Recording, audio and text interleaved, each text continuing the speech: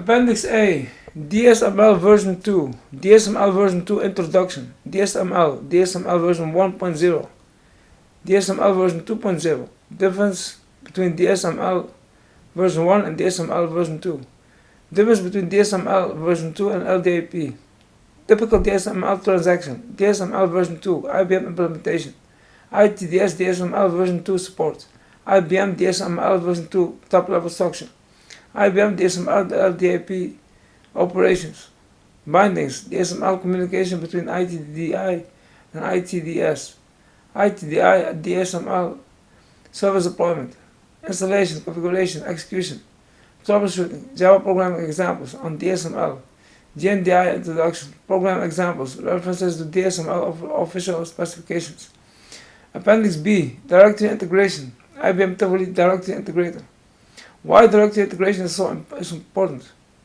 Directory and integration services, user provisioning application, directory integration technologies, meta-directories and virtual directories, virtual directories versus meta-directory technology, overview of IBM Tivoli directory integrator, configuration of ITDI assembly lines, configuration of ITDI event handler, ITDI solution example, ITDI solution design, HR system extract, Active Directory, Domino, XYZ company ITDS directory information tree, user and group containers, application container, LDAP schema, solution components summary, Appendix C, moving RICF, users to DBDM, sample programs, to move RICF users to DBDM, Appendix D, schema changes that are not allowed, operational attributes, restricted attributes, root DSE attributes,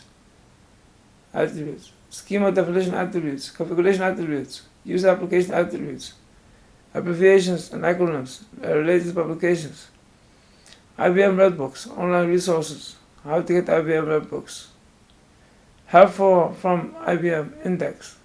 Okay, we passed by the context. Man, that was 735 pages. We listed 200 subjects,